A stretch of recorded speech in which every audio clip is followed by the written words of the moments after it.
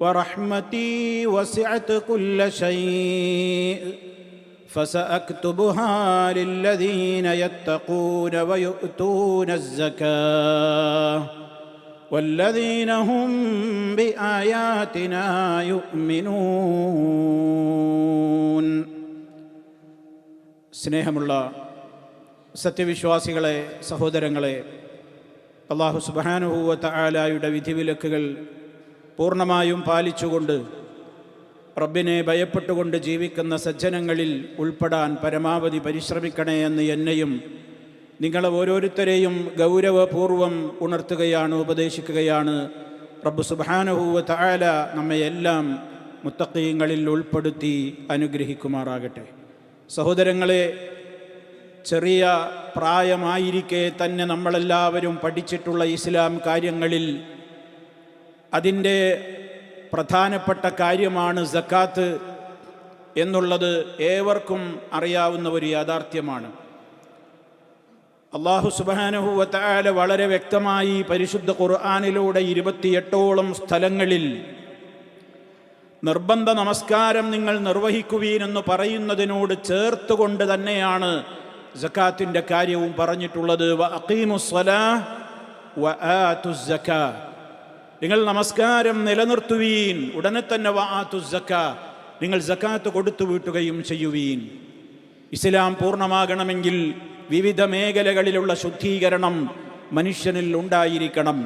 വിശ്വാസവിശുദ്ധി, കർമ്മവിശുദ്ധി, സ്വഭാവ വിശുദ്ധി, സാമ്പത്തിക വിശുദ്ധി, ധാർമ്മിക വിശുദ്ധി, ലൈംഗിക വിശുദ്ധി, ജീവിതത്തിൻ്റെ നിഖില മേഖലകളിലും വിശുദ്ധി പാലിക്കുന്നതിലൂടെ മാത്രമേ ഒരാളുടെ ഇസ്ലാമും ഈമാനുമൊക്കെ പൂർണ്ണമാവുകയുള്ളൂ. നബി സല്ലല്ലാഹു അലൈഹി വസല്ലം പഠിപ്പിച്ചു, മിൻ തമാമി ഇസ്ലാമിക്കും, നിങ്ങളുടെ ഇസ്ലാമിൻ്റെ പൂർത്തീകരണത്തിൽപ്പെട്ടതാണ് അൻ തുഅദ്ദു സകാത അംവാലിക്കും, നിങ്ങളുടെ സമ്പത്തിൻ്റെ സകാത്ത് നിങ്ങൾ പൂർണ്ണമായും കൊടുത്തു വീട്ടണം എന്നുള്ളത്. അത് ഈമാനിൻ്റെയും സത്യവിശ്വാസികളായ മുഅ്മിനീങ്ങളുടെയും ലക്ഷണമാണത്. ഖദ് അഫ്ലഹൽ മുഅ്മിനൂൻ, സത്യവിശ്വാസികൾ എന്ന നാമകരണം ചെയ്യപ്പെട്ട സൂറത്തിൽ തന്നെ പ്രഥമ സൂക്തത്തിൽ തന്നെ അല്ലാഹു പറഞ്ഞു, ഖദ് അഫ്ലഹൽ മുഅ്മിനൂൻ, തീർച്ചയായും സത്യവിശ്വാസികൾ വിജയിച്ചിരിക്കുന്നു. അവരുടെ ഗുണങ്ങൾ എണ്ണി പറയുകയാണ്. നമസ്കാരത്തിൽ ഭക്തിയുള്ളവരാണ്, അതേപോലെ തന്നെ അനാവശ്യമായ കാര്യങ്ങളിൽ നിന്ന് പുറംതിരിഞ്ഞു നിന്ന് അവയെയൊക്കെ അവഗണിക്കുന്നവരാണ്. പിന്നീട് പറഞ്ഞത് വല്ലദീനഹും ലിസ്സകാത്തി ഫാഇലൂൻ എന്നാണ്. അവരുടെ സക്കാത്ത് അവർ കൃത്യമായി കൊടുത്തു വീട്ടുന്ന, അതിനെ ചെയ്യുന്നവരാണ്. ഫാഇലൂന, അത് ക്രമപ്രകാരം കൃത്യവും വ്യക്തവുമായ നിലക്ക് അതിൻ്റെ മര്യാദകൾ പാലിച്ച് പൂർണ്ണമായ അർത്ഥത്തിൽ അതിനെ പ്രയോഗവൽക്കരിക്കുന്നവരാണ് യഥാർത്ഥത്തിലുള്ള സത്യവിശ്വാസികൾ. അവരാണ് വിജയികൾ എന്ന് അല്ലാഹു തആല പറഞ്ഞു തന്നിരിക്കുകയാണ്. ശരിയായ വിധം എന്ന് പറഞ്ഞാൽ ഏതൊരു കർമ്മവും അല്ലാഹുവിൻ്റെ അടുക്കൽ സ്വീകാര്യോഗ്യമാകണമെങ്കിൽ ഇഖ്ലാസോടുകൂടെ അത് ചെയ്യണം, വിശ്വാസത്തോടുകൂടെ ചെയ്യണം, പരലോക പ്രതിഫലത്തെ ആശിച്ചുകൊണ്ട് ചെയ്യണം. അങ്ങനെ ആരെങ്കിലും അത് നിർവഹിച്ചാലേ പ്രതിഫലം കിട്ടുകയുള്ളൂ. ഇതിപ്പോൾ എങ്ങനെ കൊടുക്കാതിരിക്കുക? നാട്ടുകാരെന്താ പറയുക? അതല്ലെങ്കിൽ ഞാനും കൊടുക്കണ്ടേ? അല്ലെങ്കിൽ പ്രയാസപ്പെട്ട് മനസ്സിലൊരു വിഷമം സഹിച്ചുകൊണ്ടൊന്നും അല്ല ഇത് നിർവഹിക്കേണ്ടത്. നല്ല നിറഞ്ഞ മനസ്സോടുകൂടി സംതൃപ്തിയോടുകൂടെ അത് ചെയ്യുന്നവർക്കാണ് അതിൻ്റെ മാധുര്യം ആസ്വദിക്കാനാവുക.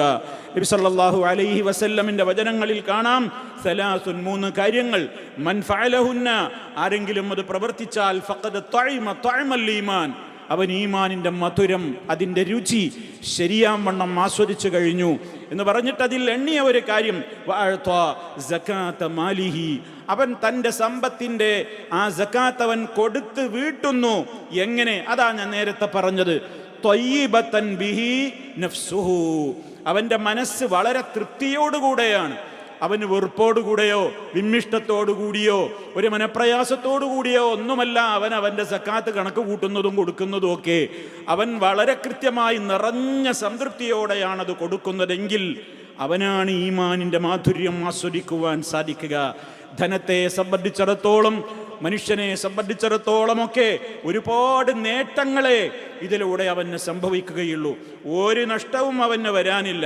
മനുഷ്യരുടെ ധനത്തെ അവൻ്റെ സക്കാത്ത് വളർത്തുകയേയുള്ളൂ. അതൊരിക്കലും അതിനെ കമ്മി വരുത്തുകയില്ല. അവൻ്റെ ഹൃദയത്തിന് പിശുക്കിൽ നിന്നുള്ള ശുദ്ധീകരണം എന്ന് പറയുന്ന മഹത്തായ നേട്ടം അവന് ലഭിക്കുകയാണ്.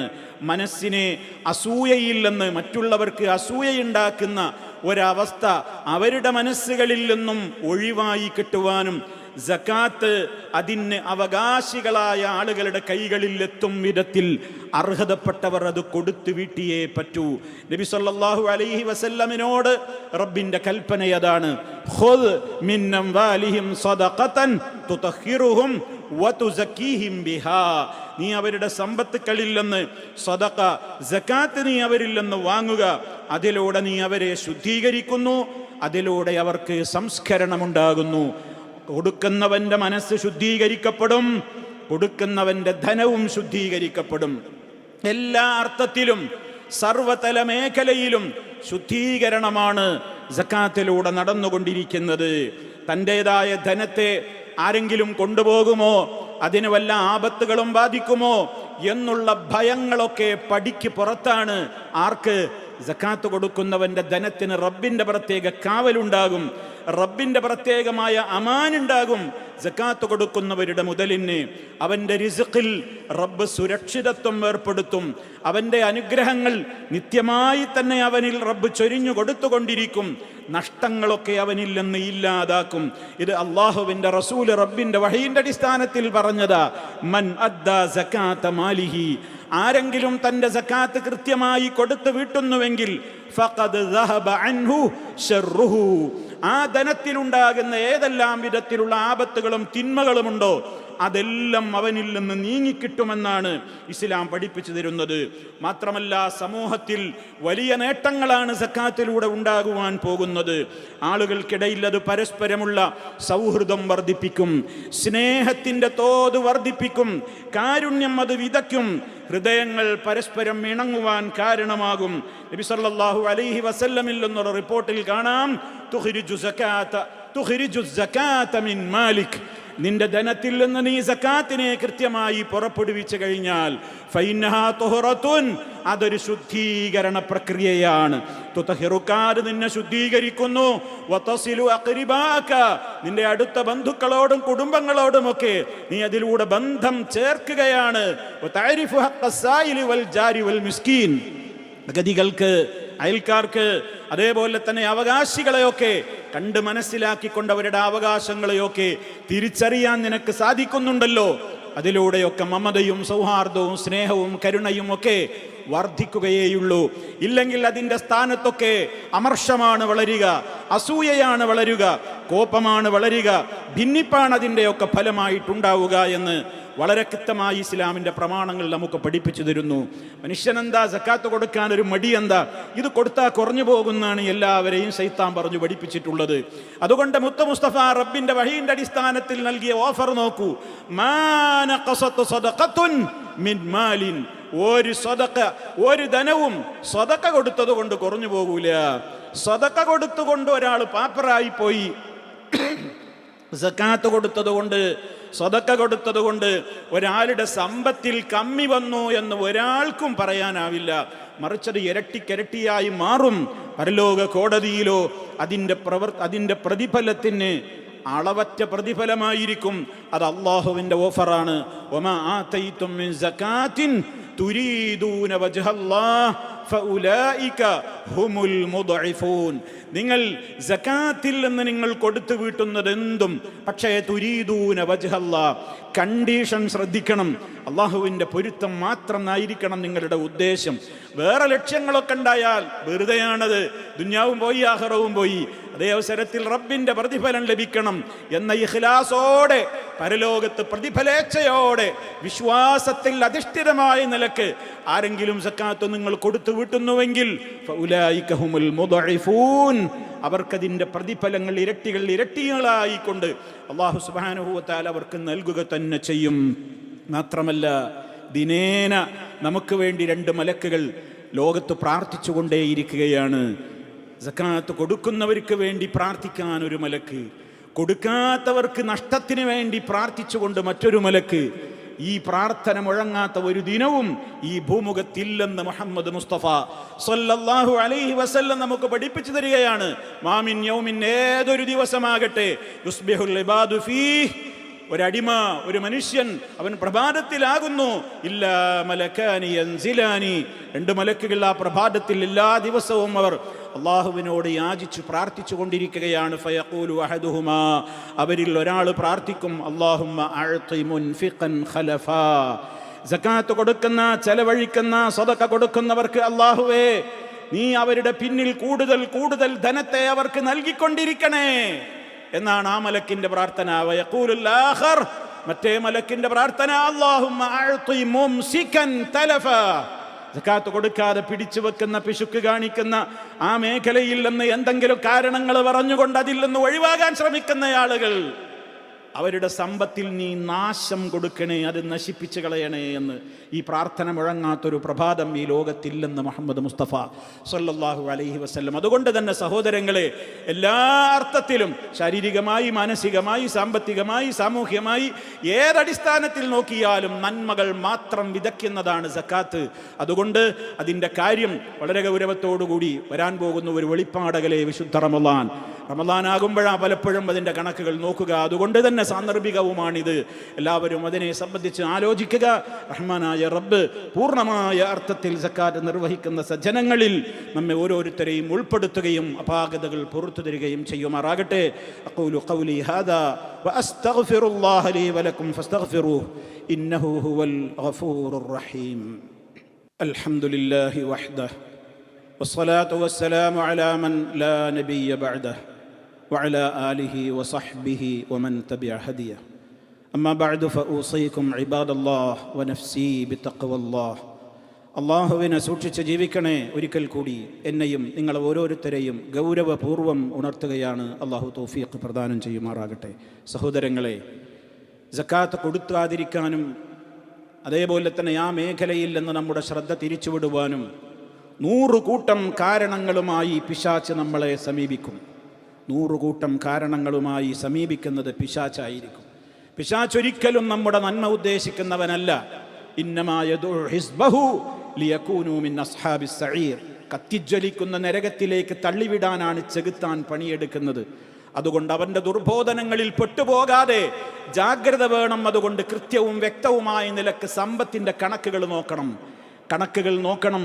തൻ്റെ ശമ്പളത്തിൻ്റെ സക്കാത്ത് എത്ര, വാടക വരുത്തിൽ എത്ര വരുന്നുണ്ട്, അങ്ങനെ തൻ്റെ ഇൻകമിൻ്റെ ബോക്സിലേക്ക് ഏതെല്ലാം വകുപ്പുകളിലൂടെ ധനം വന്ന് ചേരുന്നുണ്ട് എന്ന് കണക്ക് കൂട്ടിയിട്ട് അതിൻ്റെ കൃത്യമായ നിലക്ക് നാണയത്തിൻ്റെ കറൻസിയുടെ സക്കാത്ത് 590 ഗ്രാം വെള്ളിക്ക് ഈക്വലായ ഇന്നത്തെ ധനം എത്രയാണ് വരിക എങ്കിൽ 1,16,000 എത്രയൊക്കെയാണ് വരിക എന്ന് തോന്നുന്നു ഏകദേശ കണക്ക്. അതിൻ്റെ അനുസരിച്ചുള്ള ധനം ഒരാളുടെ കയ്യിൽ 1 ഹിജറ വർഷം തികഞ്ഞുണ്ടെങ്കിൽ 2.5% അവൻ സക്കാത്ത് കൊടുക്കണം. കാർഷികമായ വിളകളുടെ സക്കാത്തുകൾ വേറെയുണ്ട്. കുരുമുളക്, ഏലം, റബ്ബർ, അതേപോലെ തന്നെയുള്ള മറ്റു ഉൽപ്പന്നങ്ങൾ, തേങ്ങ, അവയുടേതായ കണക്കുകളൊക്കെ ഉണ്ട്. എല്ലാം നമുക്ക് വിശദീകരിക്കുവാൻ നേരമില്ല. ഏതെല്ലാം ധനങ്ങൾക്ക് എപ്പോഴെല്ലാം ഏതെല്ലാം അളവുകൾ പൂർത്തിയാകുമ്പോൾ എത്രയെല്ലാം അളവിൽ സക്കാത്ത് കൊടുക്കണം എന്നുള്ളത് ഫസ്അലു അഹ്ല ദിക്രി ഇൻ കുൻതും ലാ തഅലമൂൻ. നിങ്ങൾക്ക് വിവരമില്ലെങ്കിൽ വിവരമുള്ളവരോട് നിങ്ങളത് ചോദിച്ച് പഠിച്ച് മനസ്സിലാക്കിയിട്ട് കൃത്യമായി ആ കാര്യം നിർവഹിക്കണം എന്നാണ്. ന്യൂനതകളും അതേപോലെ തന്നെ ഒരുപാട് കോട്ടങ്ങളുമൊക്കെ ഉണ്ടാക്കി തീർക്കാൻ ശ്രമിച്ചുകൊണ്ടിരിക്കുന്ന ശൈത്താനെ സൂക്ഷിക്കണം. കാരണം അവൻ നമ്മളോട് പല ദുർന്യായങ്ങൾ പറയും. അതുകൊണ്ട് തന്നെ ആ മേഖലയിൽ അതിനൊക്കെ വഴിപ്പെട്ടുകൊണ്ട് സക്കാത്ത് കൊടുക്കാതെ കൂട്ടിവെച്ചാൽ കഠിനകഠോരമായ ശിക്ഷ അനുഭവിക്കേണ്ടി വരും. ഈ സമ്പത്തുകൾ മുഴുവനും നാളെ പരലോകത്ത് തീയുടെ പ്ലേറ്റുകളായി രൂപാന്തരം ചെയ്ത് ആ ലോഹങ്ങൾ കൊണ്ട് നമ്മുടെ മുഖത്തും പുറഭാഗങ്ങളിലും ശരീരഭാഗങ്ങളിലും പൊള്ളിക്കും. വേദന കൊണ്ട് പുളയുമ്പോഴോ നിന്റെ സക്കാത്താണിത്, നീ അനുഭവിച്ചോ എന്ന് പറയുന്ന ഏറ്റവും അപാരമായ വേദനയേറിയ ശിക്ഷയാണ് നരകത്തിൽ കാത്തിരിക്കുന്നത്. റഹ്മാനായ റബ്ബ് കനത്ത താക്കീതോടെ നമ്മോട് പറഞ്ഞു തന്നിരിക്കുകയാണ്.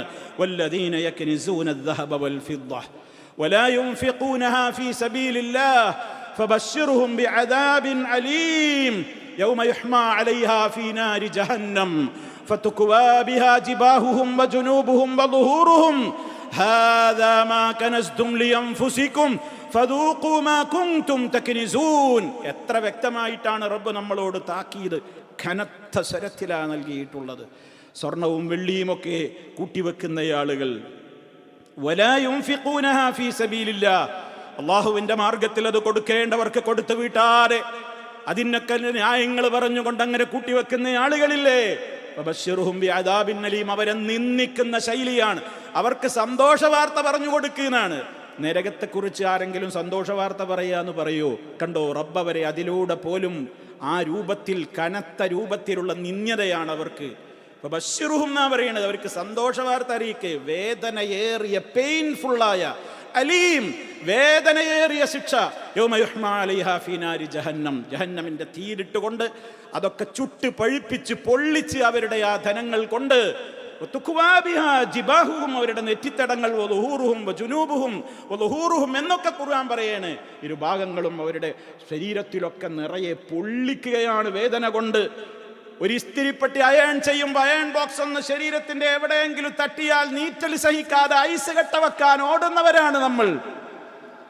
വേദന സഹിക്കാതെ മനുഷ്യൻ പൊളയുമ്പോൾ അവനോട് പറയും, ഹാദാ മാ കനസ്തും ലിഅൻഫുസികും ഫദൂഖൂ മാ കുൻതും തക്നിസൂൻ, കൂട്ടിവെച്ച മുതലാണോ, അനുഭവിക്ക്.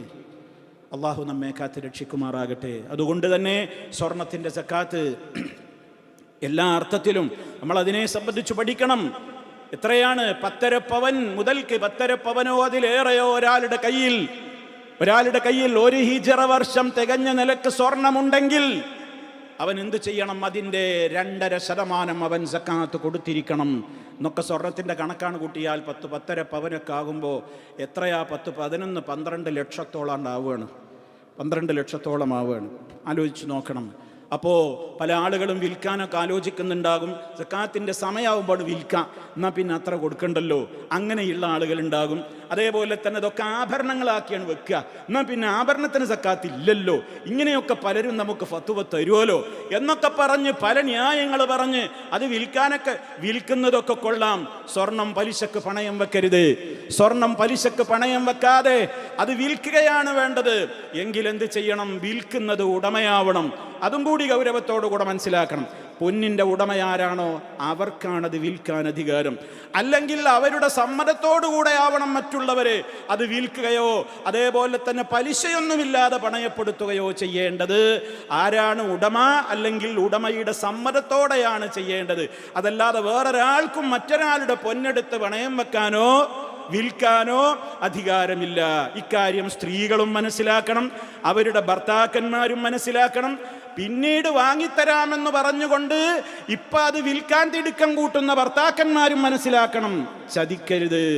പെണ്ണിൻ്റെ മോഹമാണ് പൊന്ന്. അതുകൊണ്ട് അവൾക്കണിയാനുള്ള ആഭരണം പിന്നെ വാങ്ങിത്തരാന്ന് പറഞ്ഞിട്ട് ഇപ്പാണ് വിറ്റിട്ട് പിന്നെ ചതിക്കരുത്. അതും ശ്രദ്ധിക്കേണ്ടതുണ്ട്. വാക്കുപാലിക്കലും മുഅ്മിനിൻ്റെ കടമയാണ് എന്നുള്ളത് കൂടി ചേർത്ത് മനസ്സിലാക്കുക. ഉപയോഗിക്കാനുള്ള ആഭരണങ്ങളായി മാറ്റിയാൽ സക്കാത്തിൽ നിന്ന് രക്ഷ നേടാമെന്ന സൂത്രപ്പണിക്കൊരുങ്ങുന്നവരും ഓർക്കുക, റബ്ബ് എല്ലാം കാണുന്നുണ്ട്. നിങ്ങളുടെ മനസ്സ് കാണുന്നുണ്ട്, കേൾക്കുന്നുണ്ട്, അറിയുന്നുണ്ട്. ആരുടെ മുമ്പിലായി കണക്ക് ബോധിപ്പിക്കേണ്ടത്?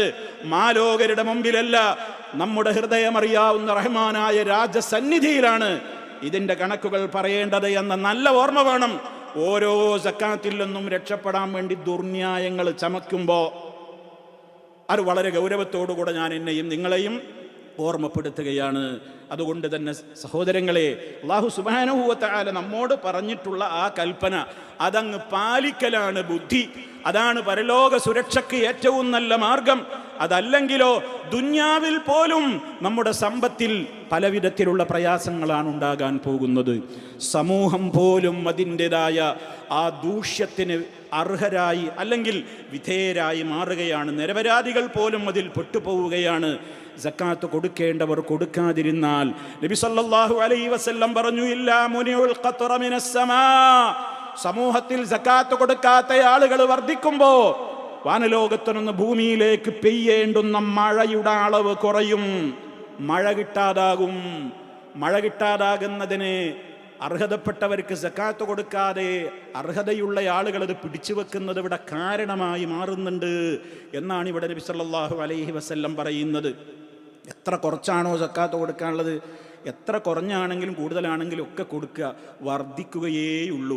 നബി സല്ലല്ലാഹു അലൈഹി വസല്ലം അതിന് കൃത്യമായി തന്നെ പറഞ്ഞു, മൻ ലഖിയല്ലാഹ്, ആര് അല്ലാഹുവിനെ കണ്ടുമുട്ടുന്നുവോ, എങ്ങനെ ലാ യുശ്രികു ബിഹി ശൈആ, അവനിൽ ശിർക്കില്ല, അവൻ അള്ളാഹിനോടല്ലാതെ പ്രാർത്ഥിക്കൂല, റബ്ബിന് വേണ്ടിയല്ലാതെ നേർച്ച വഴിപാട് അർപ്പിക്കൂല, റബ്ബിന്റെ പേരിലല്ലാതെ സത്യം ചെയ്യൂല, റബ്ബിന് വേണ്ടിയല്ലാതെ അവൻ അറിവ് നിർവഹിക്കൂല. എല്ലാ അർത്ഥത്തിലും അവൻ ശിർക്കിന്റെ ഒരു തരി പോലും ജീവിതത്തിൽ വരാതെ സൂക്ഷ്മതയോടെ മുവഹിദായി കൊണ്ട് ജീവിച്ചാണ് ഒരാൾ റബ്ബിനെ കണ്ടുമുട്ടുന്നതെങ്കിൽ വഅദ്ദാ സകാത മാലിഹി ത്വയ്യിബതൻ ബിഹാ നഫ്സുഹു മുഹ്തസിബാ, നല്ല നിറഞ്ഞ മനസ്സോടെ പ്രതിഫലേച്ഛയോടെ ഒരാൾ തന്റെ സകാത്തും കൊടുത്ത് വീട്ടിയിട്ടാണ് റബ്ബിനെ കണ്ടുമുട്ടുന്നതെങ്കിൽ വസമിഅ വഅതാ, ഇസ്ലാമിന്റെ കാര്യങ്ങളൊക്കെ അവൻ കേൾക്കുന്നു, അനുസരിക്കുന്നു, ആ നിലക്കുള്ള വിനീത മനസ്സോടെയാണ് ഒരാൾ ജീവിക്കുന്നതെങ്കിൽ, അങ്ങനെയാണ് മരിച്ചുപോയി റബ്ബിനെ കണ്ടുമുട്ടുന്നതെങ്കിൽ ഫലഹുൽ ജന്ന, അവന്റെ സ്വർഗമുണ്ട്. അല്ലാഹുമ്മ അദ്ഖിൽനൽ ജന്നത യാ റബ്ബൽ ആലമീൻ. അതുകൊണ്ട് തന്നെ സഹോദരങ്ങളെ, നമ്മുടേതായ എല്ലാ കാര്യങ്ങളെ സംബന്ധിച്ചും നല്ല സൂക്ഷ്മത വേണം. എല്ലാ മേഖലയിലും ഈ ഒരു സൂക്ഷ്മത നമ്മൾ കാത്തു സൂക്ഷിക്കുക. അല്ലാഹു സുബ്ഹാനഹു വ തആല നമുക്കെല്ലാവർക്കും അതിന് തൗഫീഖ് പ്രദാനം ചെയ്യുമാറാകട്ടെ. വിശുദ്ധ റമദാനിലേക്ക് ആഫിയത്തോടുകൂടി എത്തുവാനും വളരെയേറെ സന്തോഷത്തോടെ ഉന്മേഷത്തോടെ ആ മാസത്തെ സജീവമാക്കുവാനുള്ള തൗഫീഖ് നൽകപ്പെടുന്നവരുടെ കൂട്ടത്തിൽ റഹ്മാനായ റബ്ബ് നമ്മെ എല്ലാവരെയും ഉൾപ്പെടുത്തി അനുഗ്രഹിക്കുമാറാകട്ടെ. നമ്മിൽ പലരും രോഗികളുണ്ട്, ആസ്പത്രികളിലുണ്ട്, വീടുകളിലുണ്ട്. അല്ലാഹുവേ, എല്ലാവർക്കും പരിപൂർണമായി ശിഫ നൽകി അനുഗ്രഹിക്കണമേ. മാരകമായ രോഗങ്ങളിൽ നിന്ന് ഞങ്ങളെ കാത്തുരക്ഷിക്കണമേ. ഇന്നും ഇന്നലെയും പല ദിവസങ്ങളിലുമായി പരിചയമുള്ളവരും അല്ലാത്തവരുമായ ഒട്ടേറെ ആളുകൾ മരണത്തിന് കീഴടങ്ങി മരിച്ചുപോയി. അല്ലാഹുവേ, അവരുടെ ഖബറുകൾ നീ സ്വർഗ്ഗത്തോപ്പാക്കണേ. ഞങ്ങളെയും അവരെയും നിന്റെ ജന്നത്തിൽ ഒരുമിച്ച് കൂട്ടണേ. ജഹന്നമിൽ നിന്ന് കാത്തുരക്ഷിക്കണമേ. അല്ലാഹുമ്മ ഗ്ഫിർ ലിൽ മുഅ്മിനീന വൽ മുഅ്മിനാത്ത് വൽ മുസ്ലിമീന വൽ മുസ്ലിമാത്ത് അൽ അഹ്യാഇ മിൻഹും വൽ അംവാത്ത് ഇന്നക മുജീബുദ് ദഅവാതി വഖാദിൽ ഹാജാത്ത്. അല്ലാഹുമ്മ അഇസ്സൽ ഇസ്ലാമ വൽ മുസ്ലിമീൻ വഅദില്ല അശ്ശിർക വൽ മുശ്രിക്കീൻ. اللهم أجرنا وأجر والدينا من النار. ربنا اغفر لنا ذنوبنا وكفر عنا سيئاتنا وتوفنا مع الأبرار. اللهم اجعل هذا البلد آمنا مطمئنا وسائر بلاد العالمين. اللهم سدد خطى حاكمنا يا ذا الجلال والإكرام والحمد لله رب العالمين.